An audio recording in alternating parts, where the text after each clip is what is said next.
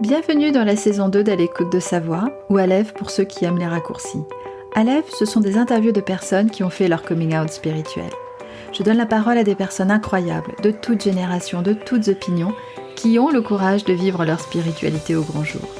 Leur partage inspirant va vous montrer qu'il est possible de sortir de son placard spirituel et de vivre plus heureux encore. À l'écoute de sa voix, le podcast du coming out spirituel. La spiritualité, c'est pas un concept à suivre à la lettre pour arriver à une fin particulière. Il n'y a pas de fin, en fait. Il n'y a pas de finalité. Fin dans le sens finalité. Il n'y a pas de finalité. C'est un voyage qui dure toute la vie. Tous les jours, on apprend. Tous les jours, on découvre. En fait, on est à l'école sur Terre. Je suis Christine Dejoigny et je me pose des questions sur la spiritualité. Peut-être vous êtes comme moi et vous cherchez des réponses. Ça tombe bien, aujourd'hui j'ai rendez-vous avec Suzy Fratello. Vous ne la connaissez probablement pas sous ce patronyme, mais plutôt sous le nom de la sorcière moderne. Même si la fête d'Halloween était il y a quelques jours, c'est toujours le moment de parler de sorcellerie, de magie et de mystère. Mais aujourd'hui, il n'est pas question de marque de balai magique ou de la meilleure incantation pour obtenir une augmentation. Non, Suzy va nous parler de connexion mystique et de médiumnité. Après s'être libérée d'un travail purement alimentaire, Suzy s'est créé un métier sur mesure qui allie ses deux passions, la psychologie et la spiritualité. Par le biais de la guidance, elle utilise ses perceptions extrasensorielles à des fins d'accompagnement vers une meilleure connaissance de soi. Elle ne dévoile pas l'avenir et met simplement en lumière les nœuds à dénouer et le potentiel pour y parvenir. Elle le dit elle-même, et vous l'entendrez dans un instant, la vie est une école où l'on apprend sans cesse. Elle souhaite se former à une pratique plus thérapeutique, axée sur la libération émotionnelle et énergétique. Elle nous parle de son arrière-grand-mère, du bord de mer un peu sauvage et d'une rencontre angélique. Voici son histoire. Bonjour Suzy. Bonjour Christine. Alors, comment vas-tu ? Je vais très bien, merci. Suzy, qui es-tu ? Je suis une petite étoile qui est venue s'échouer sur Terre pour réapprendre comment briller, se réapproprier son essence en fait, trouver qui on est et aligner en fait toutes nos pensées, nos paroles, nos actes et faire des choses en fonction de ça et s'épanouir, tout simplement. Plus classiquement, je m'appelle Suzy, j'ai 35 ans et je vis sous le soleil de Marseille. Pour le moment, il y a des petits projets en cours de sortir de la ville et de vivre une vie justement plus alignée avec nos valeurs de famille et d'attachement à la nature. Voilà, se rapprocher d'un lieu où on vibre en fait, tous ensemble, vraiment quelque chose, un lieu où tout nous parle et où il y a une connexion. Qu'est-ce que peu de personnes savent sur toi ? Que je suis médium. Ça, je le crie pas sur tous les toits.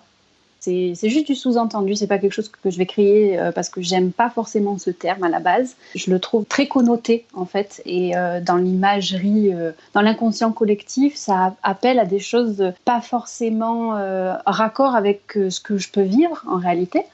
J'en parle assez librement avec d'autres mots, avec mes propres mots. Quand tu en parles avec tes propres mots, tu dis quoi par exemple ? Je parle beaucoup de connexion mystique, une connexion à soi, vraiment quelque chose d'intérieur. On a tendance justement à rapprocher la médiumnité avec quelque chose qui vient de l'extérieur, des choses qui nous assaillent. Et moi, je le vis pas comme ça. Je le vis vraiment comme quelque chose qui est en moi et qui sort, voilà, qui jaillit et qui retentit autour. Je le vois comme ça. Ok, donc le mouvement qui vient de l'intérieur et qui va vers l'extérieur. C'est ça. C'est ça, et qui est connecté en fait à quelque chose de beaucoup plus grand, à tous les autres êtres, à toutes les autres étoiles en fait. Plus j'avance sur ce chemin-là et plus je m'en rends compte et ça a quelque chose de magique en fait. Alors la magie, on peut parler aussi de la magie du réveil. Je sais, c'est tiré par les cheveux, mais bon, celle-là, j'essaie de faire une transition. Mais quelle est ta toute première pensée au réveil ? Eh bien, je vais faire la transition dans l'autre sens. D'accord, vas-y. C'est-à-dire que moi, je pense à mes rêves. Quand je me réveille, ils sont très, très prégnants. Il se passe beaucoup de choses dans cette vie onirique. Il y a pas mal de messages, il y a pas mal de visions un peu étranges, de vie qui se passe un peu au-delà. Enfin, en tout cas, c'est un ressenti. Je ne dis pas que c'est exactement comme ça. Et c'est vrai que quand je me réveille, souvent, je dis que je n'ai pas les yeux en face des trous. Et ça dure un certain temps dans la journée parce que j'ai l'impression d'être dans l'entre-deux. Souvent, Et c'est pas forcément très agréable non plus. Les rêves ont cette prégnance chez moi d'être vraiment là au réveil, et des fois c'est fantastique parce que ça appelle à certaines choses et ça fait écho à d'autres choses qui se vivent dans la réalité. Et voilà, donc quand je me réveille, je pense à mes rêves, il y a des choses, il y a des mots, il y a des phrases, il y a des images très parlantes qui me permettent en fait de faire des liens et d'avancer sur certaines choses, qu'elles soient personnelles ou qu'elles font référence à autrui. Et ça aussi, c'est magique en un sens. C'est là qu'on sent qu'on est vraiment connecté à quelqu'un. Des fois, c'est pas de façon volontaire, mais on a des informations, des dates précises, par exemple. Il y a quelques années, donc j'ai perdu mon grand-père. C'est un peu aussi le moment où j'ai découvert, conscientisé ma médiumnité. Quelques mois avant, donc j'ai reçu cette information en le voyant qu'il allait partir. Dans un rêve, j'ai eu la date de sa mort. Dans ce rêve, ça parlait pas de lui, ça avait rien à voir. Et il y avait cette date qui est ressortie. Au réveil, voilà, j'étais encore dedans et je me disais, ça alors. Tu savais que ça allait être important. Ouais, mais sans vouloir non plus y croire. Tout ce que j'avais ressenti est arrivé à cette date précise, en fait. Enfin, moi, je croyais que c'était mon imagination avant, quand j'étais plus jeune, tout ce qui se passait. Et là, c'était vraiment, il y avait une réponse. Que faire avec ça? Voilà. La spiritualité, pour moi, c'est vraiment une rencontre avec soi-même. C'est aller au fond de soi, rencontrer ces zones d'ombre et en faire sa force, en fait. S'illuminer, en fait. Moi, j'en reviens à l'image de l'étoile, mais c'est tout à fait ça, en fait. La spiritualité, c'est pas un concept à suivre à la lettre pour arriver à une fin particulière. Il n'y a pas de fin, en fait. Il n'y a pas, enfin, de finalité. Fin dans le sens finalité. Il n'y a pas de finalité. C'est un voyage qui dure toute la vie. Tous les jours, on apprend. Tous les jours, on découvre. En fait, on est à l'école sur Terre. Je le vois vraiment comme ça. Enfin, on arrive ici, on expérimente la dualité, vraiment, sa propre dualité, puis la dualité dans tout ce qui se passe autour. Les expériences qu'on pense négatives, elles ne sont pas négatives. Elles sont là parce qu'elles ont une leçon. Et il y a toujours quelque chose à apprendre et à développer. Et c'est ce qui nous permet d'avancer, en fait. Et comme on dit, s'élever. C'est une façon de se regarder et de regarder le monde et d'avancer vers quelque chose, enfin vers un mieux-être, en fait, et un mieux vivre, voilà. Et du coup, donc ce mieux-être, ce mieux vivre que tu expérimentes, donc on va dire de façon plutôt consciente depuis la date du décès de ton grand-père, quelle est la place justement de cette spiritualité dans ta vie? Ce que je ressens, c'est qu'il n'y a pas de place en particulier. J'ai pas ouvert une pièce. Oui. Pour la spiritualité. Elle est là, autour et en moi et tout le temps. Un apprentissage, tout simplement. Et je ne dis pas non plus que je suis arrivée à un stade où j'ai tout compris de la vie. Bien au contraire, c'est, comme je le dis, on est à l'école. Donc voilà, il y a tout un lot d'expériences qui se profilent. Et la spiritualité, au sens où je l'entends, aide en fait à voir différemment les choses. En fait, non, c'est se poser et dire si ça va mal, déjà, ça vient d'où? Ça vient pas de l'extérieur, ça vient dans moi. C'est ma façon de regarder les choses qui me font dire que ça va mal. Essayer justement de se recentrer et de comprendre et pas de rejeter, en fait, parce que tout ce qui est censé cataloguer de négatif, c'est un appel de l'âme pour dire hey, regarde là. Ça te fait mal, pourquoi? Réfléchis pourquoi ça te fait mal. C'est parce que ça appuie sur quelque chose d'important, sur une valeur qui est peut-être mal vécue, justement. Donc réajuste ton tir et vois quelle est cette valeur, comprends qui elle est dans tous tes choix, tes paroles, tes pensées, tes actes. Aligne-toi à ta valeur et c'est là qu'est la voie, en fait. Comment tu la vis, ta spiritualité? Comment la voix? Tu parlais de justement voix. Merci pour le clin d'œil, même s'il était involontaire, j'aime beaucoup. Concrètement, la spiritualité, comment elle s'exprime? Comment tu la vis dans ta vie? Est-ce que tu as des rituels? Est-ce qu'il y a quelque chose que tu fais tout le temps ou justement tu veilles à ne pas faire les choses toujours de la même façon? J'ai déconstruit les rituels, en fait. Quand j'ai pris conscience, en fait, de ma médiumnité, je suis tombée dans le panneau, en fait.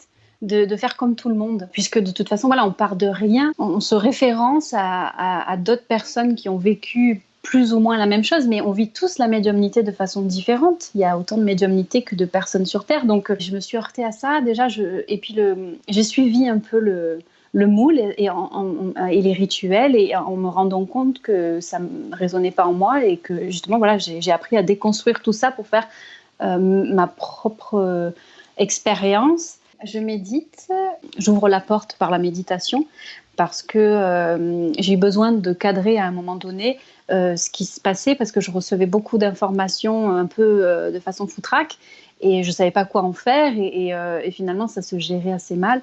Et très naturellement, la méditation s'est imposée. Alors, j'ai eu beaucoup de mal au départ parce que justement, après, j'ai un petit côté rebelle aussi qui fait que j'aime pas suivre le consensus. Donc, je déconstruis encore une fois et pour reconstruire à ma façon, j'ai eu cet élan vers tout simplement le fait de se recentrer, de trouver le calme en soi pour ouvrir cette porte. Et vraiment pour cadrer, pour dire ça se fait à ce moment-là, et pas forcément à n'importe quel moment. Voilà, parce que ça pouvait vraiment venir de façon très intempestive et c'est un peu bizarre à vivre déjà pour moi et puis pour les gens qui sont autour parce que bon, on est vite catalogué, un peu beaucoup perché quand même. Ouais, je comprends. Et du coup, donc, tu sais, c'est le podcast du coming out spirituel, donc justement, comment on passe du statut vu par les autres, attention, de non perché à perché? Comment ça s'est passé?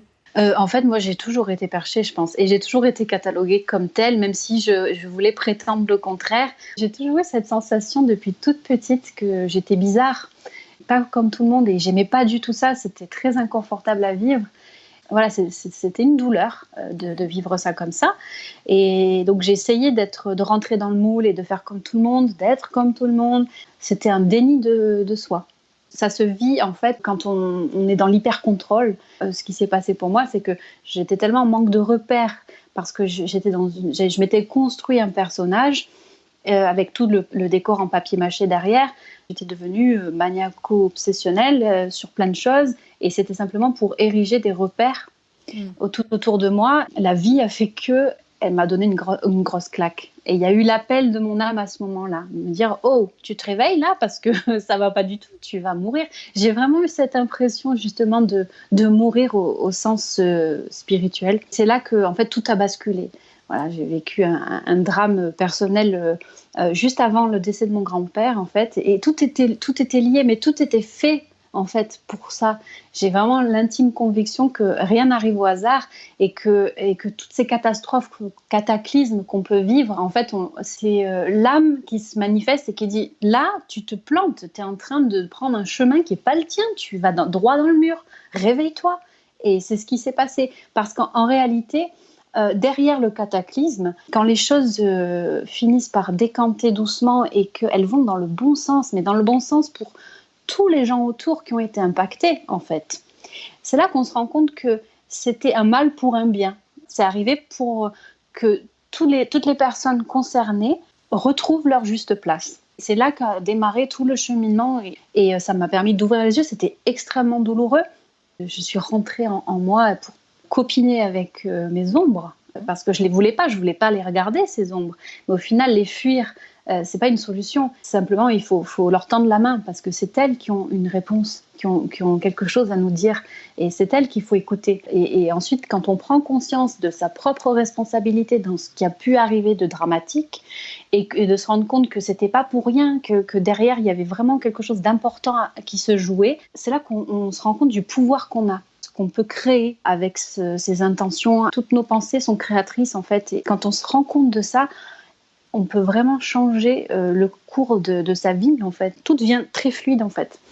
Comment a été vécu justement le fait de passer de voilà, ça c'était un masque que j'ai porté et maintenant j'enlève le masque. Comment ça a été vécu par ton entourage? Au début, ils n'ont pas compris. Et moi, je ne comprenais pas non plus.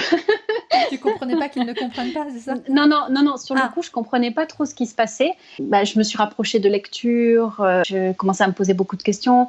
Et puis, j'écris beaucoup aussi parce que c'est pour moi une sorte de catharsis et c'est vraiment coucher les émotions sur le papier. Ça m'a énormément aidée à lever le voile, à lever le masque progressivement. J'ai abattu le décor en papier mâché et le masque, je l'ai arraché au fur et à mesure. Il n'est pas tombé d'un coup tout seul. Il a été arraché, ça a été douloureux, mais salvateur. Et après, il n'y avait plus rien dessous, il y avait mon vrai visage. Et ça faisait peur de se regarder dans le miroir, du coup, de se dire « Waouh, en réalité, je ne suis pas comme j'ai cru que j'étais tout ce temps. » Et il va falloir s'adapter au nouveau visage et apprendre à l'aimer. Et c'est là qu'est la clé aussi, apprendre à s'aimer, c'est vraiment, c'est pas se dire ouais, je suis trop belle devant le miroir, ça n'a rien à voir. Tout ce que j'ai vécu de difficile, c'est moi qui l'ai créé. Je suis pas un monstre pour autant. Voilà. Mais ça, c'est difficile de se le dire parce qu'on a tendance à énormément culpabiliser, surtout quand ça touche l'entourage. Et au final, non, on n'est pas un monstre. On a tous une part d'ombre, on a tous une part de lumière. D'ailleurs, la part de lumière, elle n'est pas forcément hyper agréable. C'est pas le pays des bisounours. Hein. C'est très, très difficile. D'ailleurs, quand on enlève le masque et qu'on aperçoit sa lumière, ça fait très mal aux yeux. Parce qu'on ne se rend pas compte, des fois, de toute la beauté qu'on peut avoir à l'intérieur. Et la beauté, c'est pas forcément quelque chose de conventionnel. C'est pas le bien pensé, je donne de l'argent aux mendiants, voilà, je suis une bonne personne, c'est comme ça. Non, vraiment, la beauté, la lumière, c'est être, en fait. C'est être sans vouloir paraître. Arriver à faire la distinction des deux, et c'est très, très difficile. Très, très difficile. Mais ton entourage, quand ils ont vu que tu enlevais le masque, comment ça s'est passé pour eux? Pardon, je me suis envolée. Mais c'est génial, mais moi j'aime bien. Et en plus, on a eu plein d'infos. L'entourage. Alors au début, effectivement, quand le décor est tombé, ils n'ont pas compris, mais mes proches, en tout cas, étaient là. Juste avant de défaire ce masque, je me voyais comme un monstre. Et c'est peut-être eux qui ont été le miroir, justement, à me dire, bah non, t'es pas un monstre, t'es juste humaine, en fait. Même s'ils ne comprenaient pas la démarche, ils ont été là. Et ça, c'est juste énorme. Et je les remercie infiniment. Les gens qui nous aiment réellement n'ont pas à adhérer forcément à ce qu'on fait, à nos choix, mais ils les acceptent. Mes parents, à l'époque, me disaient « mais ça va pas bien », mais bon, ils étaient là quand même. De voir tout ce qui s'est passé après, aujourd'hui, ils me disent « ben oui, sur le coup, on n'a pas trop compris, mais maintenant, on comprend, en fait, puisque tout s'est bien passé. » Alors ça, c'était l'entourage très proche. Si on élargit un peu le cercle, l'entourage professionnel, comment ça s'est passé ? Alors, ça s'est passé. Ça s'est passé. C'est très récent d'ailleurs. En fait, ça s'est fait en plusieurs fois, ce coming out. L'ultime fois, c'est celle que je viens de vivre ces derniers mois, où j'ai vraiment commencé à en parler autour de moi. Ça s'est fait progressivement. Et au final, ça a plutôt bien été accueilli. Parce que ça a ouvert un dialogue et on se rend compte que tout le monde est intéressé, même si la personne n'est pas là-dedans, qu'elle est très terre à terre. Il y a quand même un intérêt, une curiosité, et c'est super enrichissant en fait d'échanger avec tout le monde. Les proches, mes parents l'ont toujours plus ou moins su, même avant que moi je m'en rende compte en réalité. Pour l'entourage un peu plus étendu, c'est né d'une conversation avec mon conjoint qui me disait « mais tu vois pas que tu t'enfermes avec tout ça dans ton petit monde, et attention, parce que les gens qui vivent ce genre de choses, tu vois bien, les sorcières, à l'époque, elles étaient conspuées, on parle pas de sorcières avec une famille, des enfants, un mari, voilà. Sur le coup, ça atteint un point sensible chez moi, et je lui ai dit, mais la sorcière moderne alors, c'est sorti comme ça, et alors la femme d'aujourd'hui, qui ressent des choses et qui vit sa spiritualité, elle n'a pas le droit d'avoir une vie comme Madame Tout-le-Monde. Et ça m'a turlupiné. Et dans la nuit, et d'un coup, je me suis réveillée avec des yeux grands écarquillés. Je me suis dit, la sorcière moderne. Mais bon sang, mais c'est ça. Voilà, c'était Eureka, la sorcière moderne, c'est ça. Et j'ai eu une espèce d'élan, et avec plein d'idées en tête, je me suis dit, voilà, en fait, j'ai envie de partager tout ce que je peux vivre et de dire, mais chacun est à même de vivre comme il l'entend et pas de suivre un consensus qui a été érigé depuis la nuit des temps, mais on ne sait pas par qui, au final. J'arrivais pas à me référer à quelque chose qui ressemble ou qui me disent lâche-toi la bride et vis-le comme tu l'entends. C'était plus du style il faut faire ça, il faut faire ci, les rituels là, les esprits, les mauvais, les malins, les machines, enfin tout ça quoi. Et ça me parlait pas du tout. Et je me sentais pas du tout harcelée par des esprits malins. Enfin, je me voyais pas. Et pourtant, j'ai fait des choses complètement saugrenues en suivant tout ça. Qu'est-ce que tu as fait de saugrenu ? Ouh là là. Non, mais des choses. Voilà, j'ai un peu suivi le mouvement, faire des nettoyages de maison, je veux dire nettoyage au sens énergétique, hein, pas. Ouais. Je sais pas comment, ça me parlait pas. Ouais. Voilà. Je me vois pas dans un monde où il y a des esprits malins, où il y a des gentils anges. Je me vois dans un monde où on a tous l'ange et le démon à l'intérieur de nous. et qui se manifestent intempestivement plus l'un que l'autre. Et c'est juste à trouver un équilibre entre les deux. Il n'y a pas un côté ou l'autre. Et puis Voilà. c'est celui aussi que tu choisis de nourrir qui prend plus de place que l'autre. Ce que je veux dire, c'est que l'ombre, c'est pas un ennemi. Tout le travail sur soi revient au final à trouver cet équilibre entre les deux. Enfin, l'alignement, il est juste entre les deux, quoi. Il n'est pas d'un côté ou de l'autre. Et toi, au fur et à mesure de ton coming out, puisque j'ai compris qu'il s'était déroulé en plusieurs étapes, quelles sont les peurs que toi, tu as su dépasser ? L'inconscient collectif nous nourrit de plein d'images et plein de représentations, de choses. Voilà, on nous dit c'est comme ça et pas autrement, puis il y a telles entités, il faut faire ci comme ça. On a aussi toute une culture cinématographique pour faire du sensationnel qui véhicule certaines images. Après, elles sont vraies, elles sont pas vraies. C'est pas le débat. C'est est-ce que ça résonne ou pas en toi. Et du coup, quand tu parlais d'inconscient collectif, effectivement, quand tu mets un mot sur quelque chose, tu n'as pas forcément l'image ou une histoire qui a été vue des milliers et des milliers de fois, véhiculée par Hollywood, par exemple. Et voilà. Et donc, au final, on s'en réfère à ça inconsciemment. Et ça peut générer des peurs, justement. Et je suis passée par là parce que je me suis retrouvée justement à adhérer à ça alors que ça ne résonnait pas en moi. Mais bon, quand même, j'y suis allée. Mais au final, pourquoi on a peur ? La peur que j'ai su dépasser, en tout cas, c'est de me dire, mais pourquoi j'avais peur quand j'étais petite de tout ce que je ressentais ? Pourquoi j'avais peur de ces esprits malins quand j'ai commencé à m'y intéresser ? Tout simplement parce que c'est une perception. C'est quelque chose que je crée. Encore une fois, parce que c'est alimenté par des lectures, c'est alimenté par des histoires qu'on nous raconte, c'est alimenté par le cinéma, voilà. Et au final, on se crée un petit monde et tout ce en quoi on pense prend forme réelle et on y croit et on le voit. Tout ce qu'on croit de toute façon devient réel. En fait, cette peur-là, elle se projette dans la réalité. Elle prend forme matérielle. Ouais. Et voilà, alors à partir du moment où on se dit non mais attends, là, réfléchis 2 secondes, si déjà tu as peur de quelque chose que tu ne connais pas, est-ce que c'est pas ça réellement ? C'est plus c'est parce que tu ne connais pas que tu t'imagines un tas de choses qui te font peur. Mais en réalité, est-ce que ce qui est au-delà et que tu ressens, est-ce que c'est réellement flippant ? Ça, il n'y a personne pour le dire. Est-ce que tu aurais aimé recevoir des conseils ? Et si oui, lesquels ? Je pense que je les aurais pas écoutés. Non, mais vraiment. En fait, c'est même pas. J'imagine, c'est vrai. Je ne les ai pas écoutés. J'ai reçu des conseils. Si tu fais ça, c'est pas pour rien. Tout n'arrive pas par hasard. Toutes ces phrases, effectivement. Mais moi, je les entendais pas. J'étais tellement dans le brouillard et tellement dans la douleur que je les entendais pas. Mais par contre, c'était la graine. Et c'est ce en quoi consiste aujourd'hui mon travail. C'est à planter des graines, en fait, parce qu'on se rend compte qu'il y a certaines personnes qui sont prêtes à accueillir le conseil, en fait, mais elles sont déjà dans une avancée personnelle, donc elles sont dans l'accueil de ce qui peut les faire avancer sur leur chemin, tandis que, comme je l'étais à l'époque, j'étais complètement fermée parce que j'étais vraiment dedans. Dans la douleur, dans la souffrance, et j'avais pas encore dépassé ce stade de me dire que c'était moi qui était à l'origine de ça. Donc au final, les conseils, je les écoutais pas. Il y a des mots, et c'est pas forcément des conseils d'ailleurs, mais qui nous restent en tête, et ça éclot plus tard. C'est-à-dire qu'à un moment donné, on repense à cette phrase ou ce mot ou ce geste, ce regard, peu importe, et on se dit ah ouais.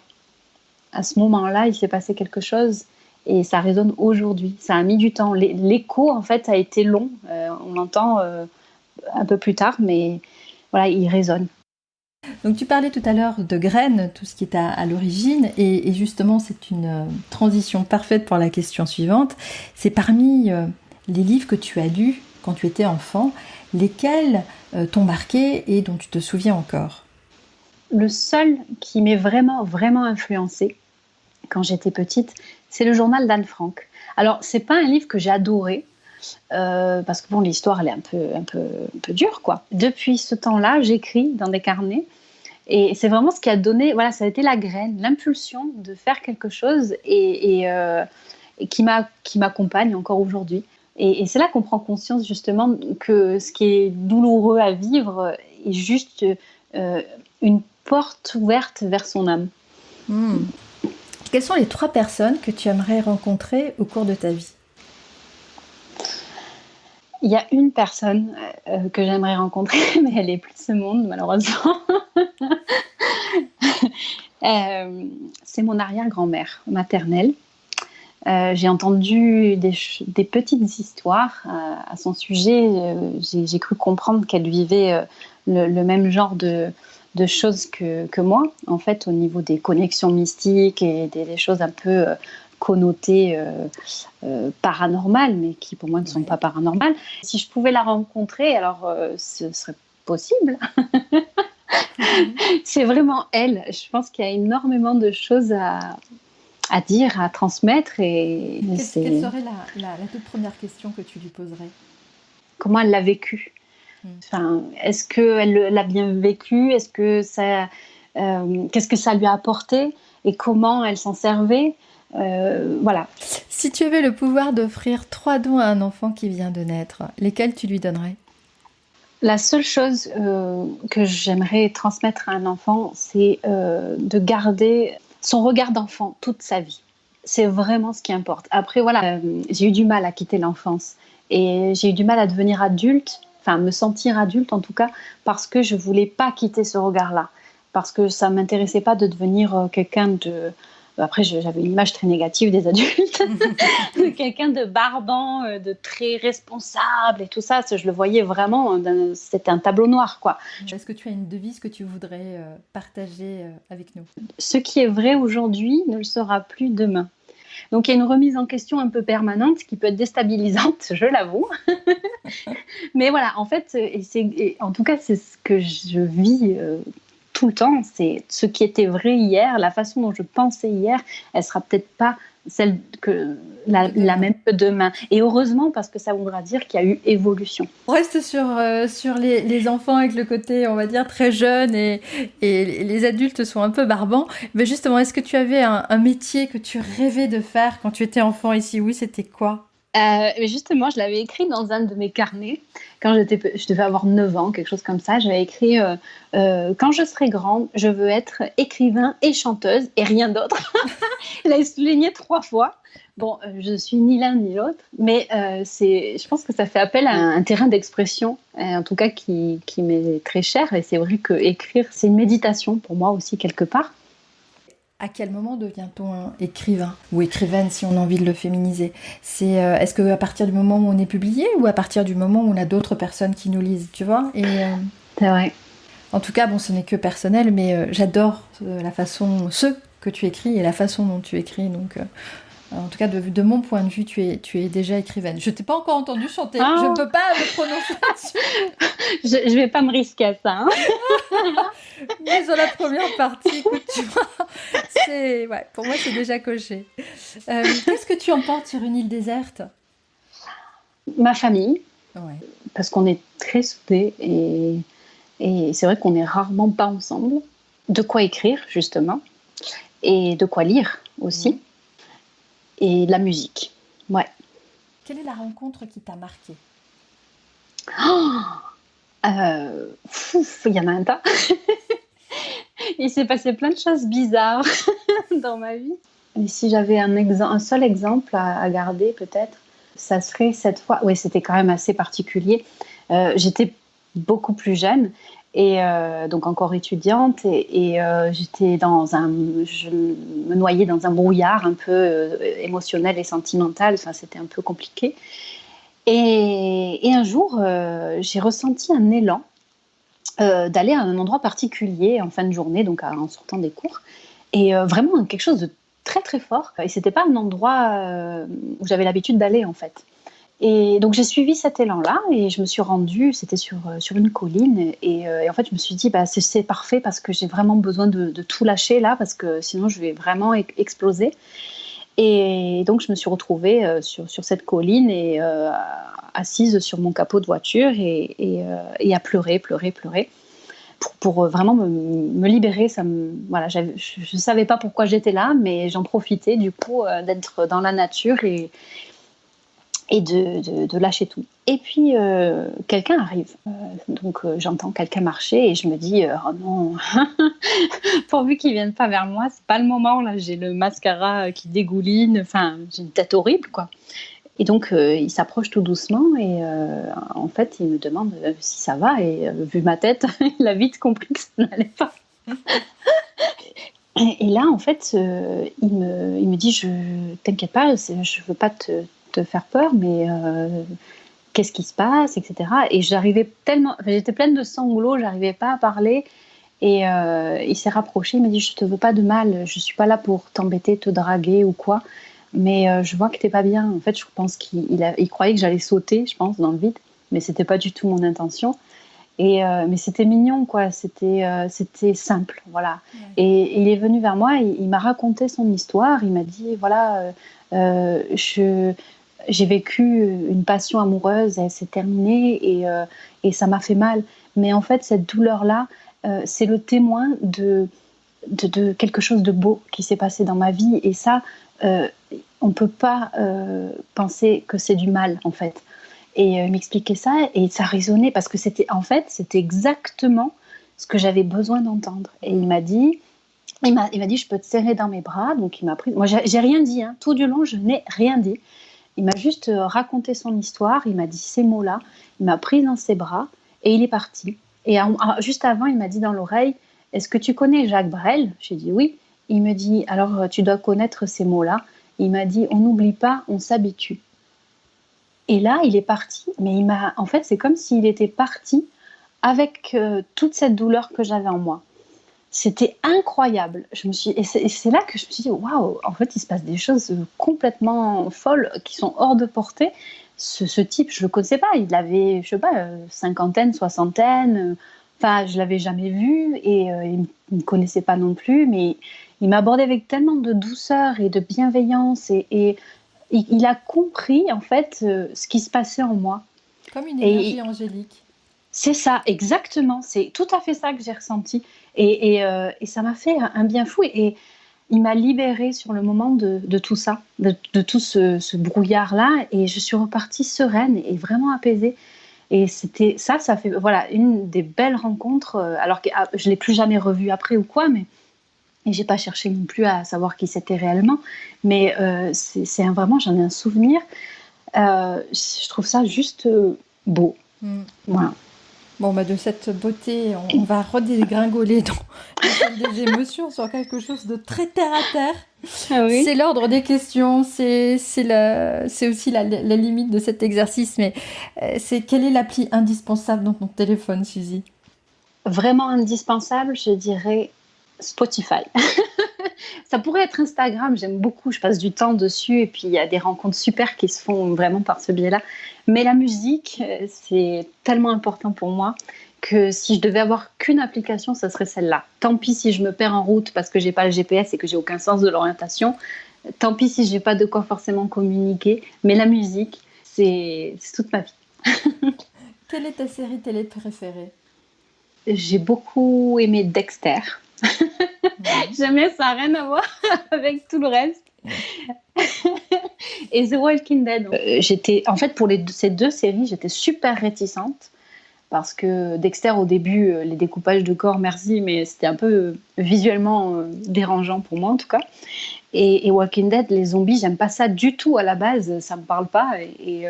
Mais par contre, voilà, j'ai quand même mis le pied dedans. Je suis un peu comme ça. Hein. Des fois, j'ai des a priori sur des trucs. Ça va mieux maintenant, mais j'étais beaucoup avec des a priori. Et au final, j'y vais quand même. Et après, c'était génial. Tu m'en as demandé qu'une, mais moi, voilà, c'est toujours l'esprit contradictoire. Ça s'appelle Dark, je ne sais pas si tu connais, elle est sur Netflix et ça parle du voyage dans le temps. Mais de façon, c'est vachement bien abordé et ça, vraiment, j'ai trouvé ça très très intéressant parce que pour une fois que ce thème-là est abordé de façon, je dirais, intelligente et vraiment, c'était vraiment bien réalisé. Donc voilà, celle-là, ouais, regardez Dark. Quel est l'endroit sur Terre qui te ressemble ? Le bord de mer un peu sauvage, un peu loin de de toute l'agitation urbaine et moderne et tout ça. J'ai une connexion avec la mer, je ne sais pas d'où ça sort, parce que j'ai déjà vécu dans les terres et j'étouffe. L'horizon, c'est l'ouverture vers toutes les possibilités. Il y a vraiment, et puis l'eau, ça apaise. Ça fait un peu peur aussi, hein, ça peut faire peur, mais c'est enveloppant, je ne sais pas dire, voilà, c'est moi. C'est toi. De quoi es-tu reconnaissante dans la vie ? De tout. de tout. Des gens que je rencontre, de ma famille, de tout ce que je peux avoir. Tout est parfait, en fait. Je suis reconnaissante de tout. D'accord. Et pour finir, quels sont les conseils que tu as envie de donner à quelqu'un qui n'oserait pas pousser la porte de son propre placard spirituel ? Fonce. Vas-y, défonce la porte du placard. Parce que dans le placard, on est dans le noir, en fait. Il faut ouvrir cette porte pour respirer déjà, parce que si on reste dans le placard, on étouffe. Donc vas-y, défonce la porte, ouvre-la, n'aie pas peur de l'ouvrir, parce que derrière, il y a la lumière, et il y a l'air, et il y a tout ce qu'il faut pour s'épanouir. Merci beaucoup, Suzy, pour ce moment partagé. Je te dis à très bientôt. À bientôt, merci. Voilà, Alève, c'est fini pour aujourd'hui. Pour retrouver toutes les informations et les coordonnées de mon invité, rendez-vous sur le site internet alécoutedesavoix.fr. Et voix, c'est VOIE. Vous trouverez aussi toutes les ressources mentionnées dans cet épisode. J'espère que vous avez aimé ce que vous avez écouté. Si c'est le cas, vous pouvez soutenir le podcast en mettant un maximum d'étoiles sur Apple Podcast afin de faire grimper la visibilité d'À l'écoute de sa voix. C'est de cette manière que vous pouvez aider concrètement le podcast à monter dans le classement. Votre soutien est important, je compte sur vous. Parlez-en autour de vous, abonnez-vous sur votre appli de podcast préféré et même sur YouTube. Si vous souhaitez aller encore plus loin et accéder à ce que j'envoie aux membres de la communauté Alève, vous pouvez vous abonner gratuitement sur alécoutedesavoix.fr. Vous pouvez découvrir aussi en avant-première la personnalité du prochain épisode sur le compte Instagram du podcast, alécoutedesavoix.podcast ou sur Facebook. Merci beaucoup d'avoir écouté jusqu'au bout. Le podcast revient dans 2 semaines. D'ici là, prenez soin de vous.